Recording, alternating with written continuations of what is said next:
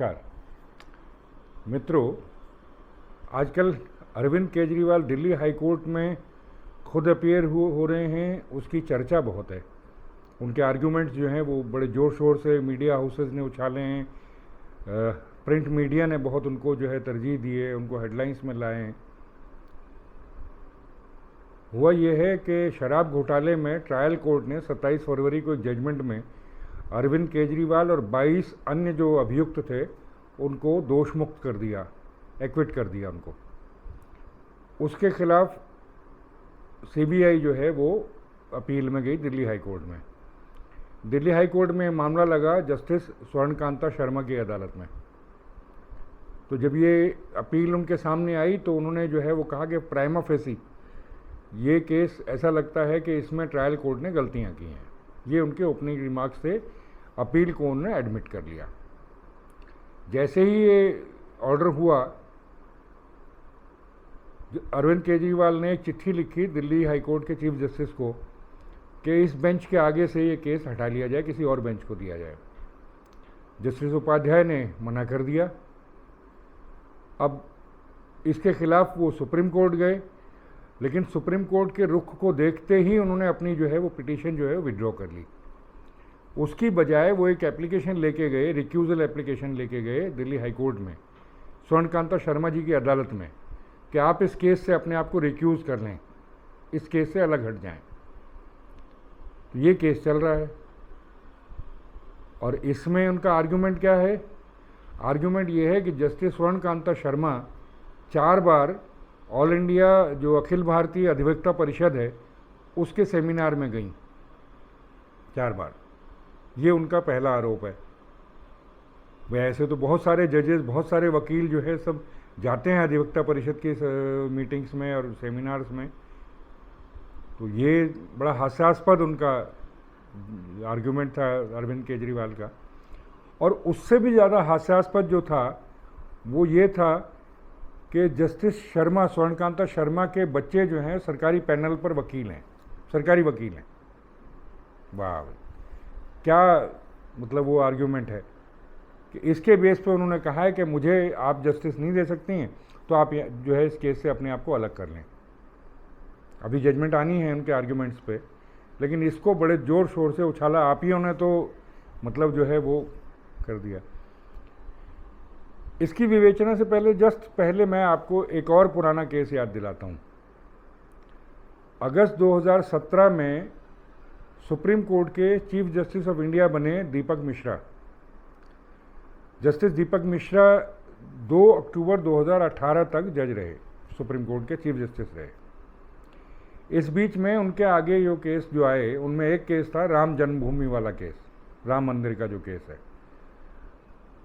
उनकी जो बेंच थी उन्होंने जो है वो एक एफर्ट बाकी लोगों ने किया, कांग्रेस ने एक एफर्ट किया कि किसी तरह से ये इसको टाल दिया जाए, इस हेयरिंग को 2019 के इलेक्शन की बाद के लिए इसको रख लिया जाए। बाद में ये एप्लीकेशन भी फाइल की कांग्रेस ने कपिल सिब्बल के थ्रू, लेकिन उससे पहले एक और केस का हवाला दिया गया। उस केस के हवाले से कहा गया कि इसको लार्जर बेंच को जो है वो रेफर किया जाए, कॉन्स्टिट्यूशन बेंच एक बनाई जाए। जस्टिस दीपक वर्मा की बेंच ने डिसाइड किया कि नहीं, ये सिर्फ डायलेक्ट्री टैक्टिक्स हैं, आपके देरी करने की जो है टैक्टिक्स हैं, इसलिए उनको देने की ज़रूरत नहीं है। उस केस के फैक्ट्स अलग हैं, इस केस के फैक्ट्स अलग हैं, दोनों का आपस में कोई लेना देना नहीं है। उस केस में जो है वो मस्जिद को लेकर के था, प्रश्न था। यहाँ से कांग्रेस उनके जो है वो खिलाफ हो गई। जब देखा कि इनकी तो ये वो है, तो कांग्रेस के इशारे पे 4 जजेस ने जनवरी 2018 में एक प्रेस कॉन्फ्रेंस की। Justice Chelameswar, justice Madan Lokur, justice Kurian Joseph और चौथे जज थे रंजन गोगोई। वही रंजन गोगोई जो जस्टिस दीपक वर्मा के बाद चीफ जस्टिस बने। अब ये विद्रोह, अंदरूनी विद्रोह था, उठा और जब खत्म हो गया। प्रेस कॉन्फ्रेंस का असर एक आध दिन रहा, मीडिया में छाया रहा। मीडिया ने बहुत कोशिश की उछालने की, लेकिन बहुत ज़्यादा उसका फ़र्क नहीं पड़ा, क्योंकि वो मुद्दा ही अजीब था कि जी जस्टिस, चीफ जस्टिस तय करते हैं किस बेंच के आगे कौन सा केस लगेगा। ये गलत है। भाई परंपरा के हिसाब से और जो सुप्रीम कोर्ट रूल्स हैं उनके हिसाब से चीफ जस्टिस ही तय करता है कौन सी बेंच कौन सा केस सुनेगी। लेकिन वो एक मुद्दा उठाना था, उनको बैकफुट पे लाना जस्टिस मिश्रा को, उसके लिए कोशिश की। फिर इनको लगा कि इसको जो है वो सीधी एप्लीकेशन एक डाली जाए, तो एक एप्लीकेशन डाली गई कि इसको जो डे टू डे हियरिंग न की जाए, ये हियरिंग जो है मुलतवी की जाए, 2019 के जो इलेक्शन हैं जो मार्च अप्रैल में होने थे उसके बाद सुना जाए। उस बेंच ने मना किया कि ऐसा नहीं करेंगे। तो नई चाल एक चली गई कि उनके खिलाफ एक इम्पीचमेंट मोशन जो है वो पार्लियामेंट में दिया गया, राज्यसभा में। कांग्रेस को भी अच्छी तरह मालूम था कि ये इम्पीचमेंट मोशन नहीं चलने वाला, कुछ नहीं होने वाला, लेकिन वो डाला गया ताकि जस्टिस मिश्रा जो हैं वो बैकफुट पर आए, और हुआ भी यही। जस्टिस मिश्रा जो है बैकफुट पर आए और उन्होंने वो हेयरिंग नहीं की, जिस हेयरिंग को करना चाहते थे अपनी रिटायरमेंट से पहले, वो नहीं की। अल्टीमेटली उनके रिटायरमेंट के बाद फिर ये केस जो है दोबारा चला। अब आते हैं इस केस पे। अरविंद केजरीवाल इस केस में, इस एप्लीकेशन में कुछ भी निकले, इस एप्लीकेशन में जस्टिस स्वर्णकांता शर्मा रिक्यूज करें न करें, कोई और बेंच सुने न सुने, जस्टिस स्वर्णकांता शर्मा इनको बेकसूर ठहराए तो ठीक है, लेकिन अगर उन्होंने जो है ट्रायल कोर्ट का ऑर्डर जो है खारिज कर दिया और इनको फिर से जो है सज़ा सुना दी, तो केजरीवाल के पास ऑलरेडी एक बहाना मौजूद है कि मैंने तो पहले ही कहा था कि आप मेरे साथ जो है न्याय नहीं करोगे। इसीलिए वो खुद अपीयर हुआ, इसीलिए खुद अरविंद केजरीवाल और उसकी पार्टी के लोगों ने उसकी हेयरिंग जिसमें वो बोल रहे हैं, अरविंद केजरीवाल जिसमें कोर्ट में बोल रहा है, वो सारे के सारे यूट्यूब पर चलाए गए, सोशल मीडिया पर चलाए गए। हालांकि हाईकोर्ट ने बाद में उसको कहा कि उसको हटा दो, लेकिन वो चलाया जाएगा, वो हमेशा रहेगा। आज की डेट में भी आप देख लीजिए वो अवेलेबल हैं सारे वीडियोस, कुछ नहीं हटाया गया। और ये सब तैयारी हो रही है पंजाब में, जो अगले साल जो होने वाले मार्च में इलेक्शन पंजाब विधानसभा के, उसके लिए।